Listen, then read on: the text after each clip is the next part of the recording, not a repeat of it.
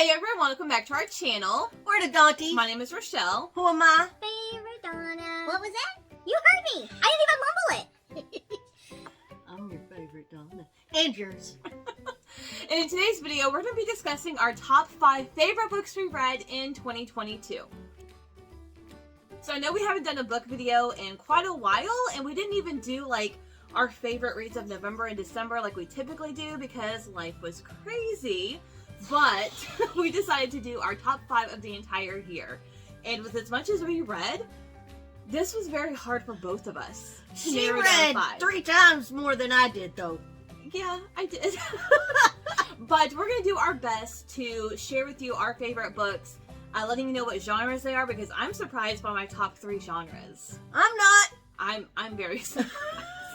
So we're going to start with number 5. Coming in at number 5 is going to be Dolores Claiborne by Stephen King. This is an old one, guys. I know that. I know. And is it a thriller or is it a horror? It's a thriller. Okay.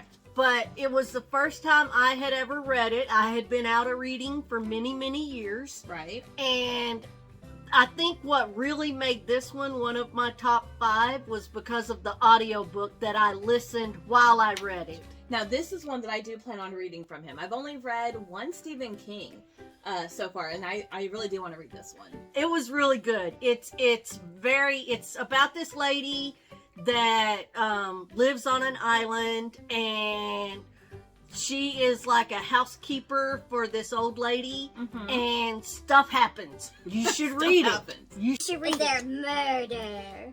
Maybe. Maybe. That was just a wild guess. All right, my number 5 actually ended up on her list, so I substituted mine because really, like, I could discuss 50 books with you and say they were my favorites because I had so many, but I decided to go with Daisy Darker by Alice Feeney. This is a mystery, everyone getting picked off one by one, very similar to And Then There Were None by Agatha Christie. And this is one that I decided to talk about because this mystery is very, it has a twist that will make you want to reread the entire book. And immediately. Guess what? I did. I read this book twice, and I really want to read it again because it is so good. I love the Darker family. I thought it was fast-paced. The grandmother is basically having all of her family come for her 80th birthday. It's a very dysfunctional family, and starting at midnight on Halloween, everyone is getting murdered one by one on the hour. So it's an isolated thriller. It's a mystery whodunit type of vibes, and a lot of people have read this twice. I gave it 5 stars too. Yes. Coming in at number 4 is No Exit. Yes. This was really good. Yes. This was really good. I really enjoyed it. It was one of those that I didn't want to put down. This was heart pumping. It was. Heart pumping. And then when the movie came out, we were excited to watch the movie. I did not like the movie as much as I liked the book, which happens a lot. Yeah. But this one was very, very different from the book. I agree. Yeah. But the book I really liked it. Yes, this is by Taylor Adams. This is an isolated thriller. And I will say the movie depicts the little girl in here very, like, snobby, spoiled brat kind of a kid that, okay, but in the book, she's not like that.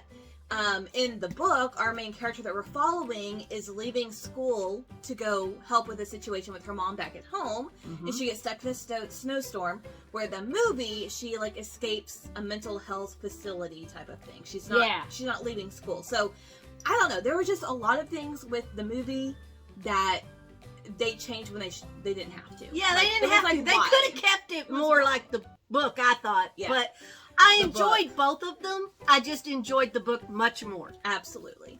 All right, so my number 4 is going to go to The Maid by Nita Prose. This is by a debut author, and this is a mystery. Now, the reason why I love this one is because Molly the Maid is so precious. You can't not love her. She has, we assume, based on how she's written and like her interaction with her grandmother in this book, we can assume that she is on the autism spectrum. Somewhere on there. She's functioning. But let me tell you, she is so precious, and the epilogue spills the beans on what actually happens during this murder mystery in this hotel that she works at, and I am very excited to reread this one in the near future. Yeah, I like that one too. So good. My next one, Number three is Horror Store. Oh my God. by Grady Hendrix. By Grady Hendrix. This is a horror, but it is a funny horror if you listen to the audiobook. So this is the IKEA. It's Haunted. basically an IKEA store that was built on top of an old prison, and there's kind of demons and stuff that ran that prison. Just a little bit. And I really enjoyed it, but my favorite part was in the audiobook. You see, the book looks like an IKEA catalog, right? Yes. So cool. Every chapter has like an IKEA piece of furniture with some weird name I don't get. Yeah. And like IKEA. Like IKEA. Yeah. And in the audiobook, they read that like a commercial. And it is so funny in the middle of all the crap that's going on in the store to stop and have a commercial. So this is one that I want to own specifically because of how cool the book looks, and that it looks like an actual IKEA catalog down to the color scheme. The front of the book looks like the catalog of IKEA, and I really want to own it, but I'm really hesitant to read it. Although I have read other books by this author. Yeah, you should read it. We'll see. You should I know read it. we own the audio, right? We do own the audiobook, so Maybe, I think you should read it along with the audiobook. Well, see, I need the actual book then. Well, go buy it. Let's go. All right, my number 3 is actually going to the very first book I read in 2022, and that is The 7 Husbands of Evelyn Hugo by Taylor Jenkins Reid. This one I have read twice, and I am planning on rereading it again in the next couple of months. This book got my reading year started, and boy did it get it started. But this one is the first book that Taylor Jenkins Reid wrote in this universe that she created. And this one and her next 3 releases all take place in the same universe. They're not sequels to each other, but you get to see like other characters from later books. You get to see characters from here appear in those books. And this is basically, this is historical fiction, and it's basically following the life of this Hollywood starlet from the 50s and 60s. Now imagine an true Hollywood story. On Elizabeth Taylor. Yeah, yes. And with a twist. So many people read her last 4 releases that involve this celebrity world and are shocked to find out they are not real celebrities. Because she writes them so realistically. And Evelyn Hugo is not the most... She's not the greatest person. You don't necessarily root for her. She's not unlikable. Well, she does some things that are a little questionable. Just a little bit. But it's so interesting. And if you love celebrity gossip or celebrity memoirs, this is basically the memoir of Evelyn Hugo. This fictional character that should be real. Because it is amazing. From the same universe. Yes. My number 2 is Daisy Jones and the Six. Yes. It's by Taylor Jenkins Reid. Yes. It's an historical fiction. Yes. But think Fleetwood Mac. Yes. Because I own this audiobook and I own good. this Kindle book. I own the physical, but it's lent out right now. It's passing around. Passing around the family. But I love this Daisy Jones and the Six. Yes. It's written like an interview. 100% an interview. And it's almost as if the author is the interviewer. An interviewer, and like asking the questions, and all the band members the same questions. Are answering, and they all answer about same situation, but they all have a different take on how it went down. And memories of what happened back then, because I think the present day is like in like 2017, 2018 is like present day, and this band was in the 80s. Yeah. So it's like just recounting. 70s. 70s. But Yeah. they're very reminiscent of Fleetwood Mac. Yeah. And the audiobook is a full cast. So cool. And it was really awesome. And I just really enjoyed this book. In fact, I'll listen to the audiobook on the way back and forth to work if I don't have another audiobook that I'm currently reading. Yes. Because I just enjoy it that much. Yes. And Evelyn Hugo, if you haven't read Evelyn Hugo before you read Daisy Jones and the Six, you won't make the connection between the two universes. Right. Because Evelyn Hugo does show up, or no, not Evelyn Hugo, one of her husbands, because, you know, she has 7 husbands. Mm-hmm. One of her husbands pops into a party in Daisy Jones and the Six. And just little Easter eggs start to build the more books that she writes in this universe. And this one, it's like VH1, like behind the music style. Yeah.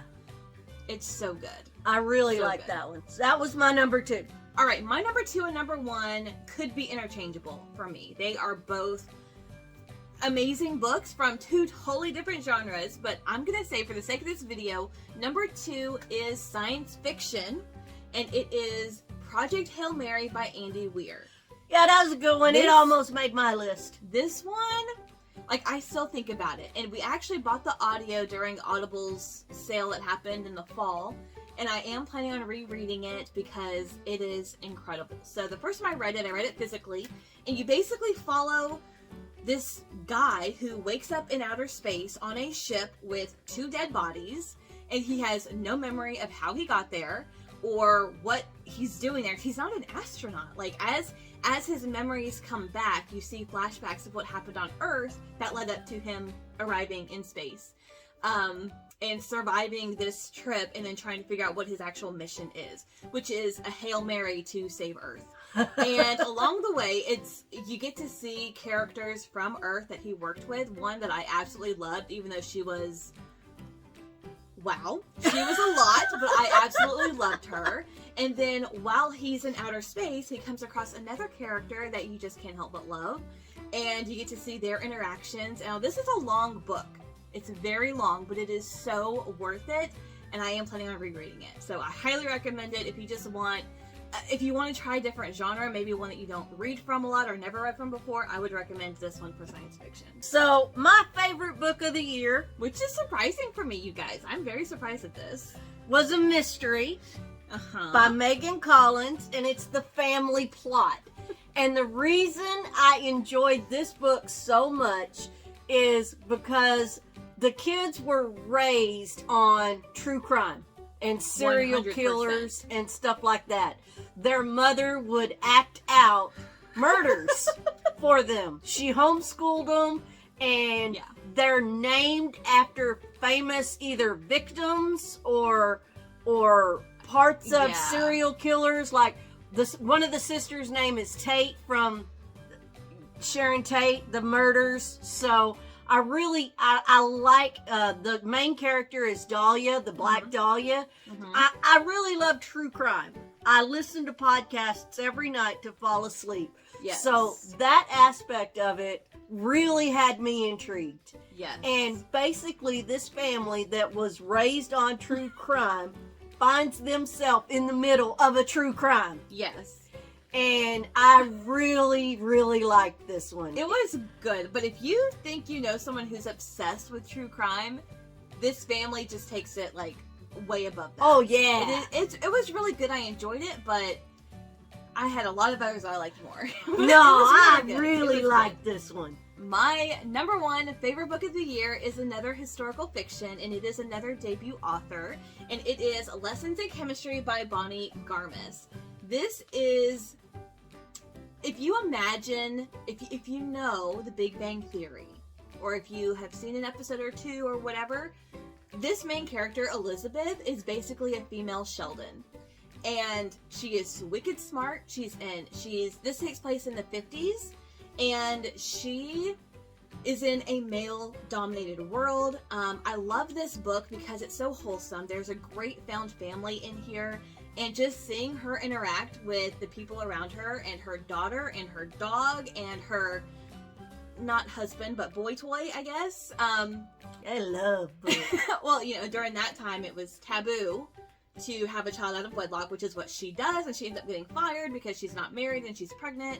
It's an interesting look at how women were treated back in the day and how a lot of things may not be as progressed as we think they are here in 2023 now. Mm. But this is so funny. There were times when I was reading this for the first time, reading passages out loud to her because she's in a grocery store, and just the little snarky things she says come across as very snarky, but she's just blunt, like Sheldon. Like, she doesn't realize what she's saying.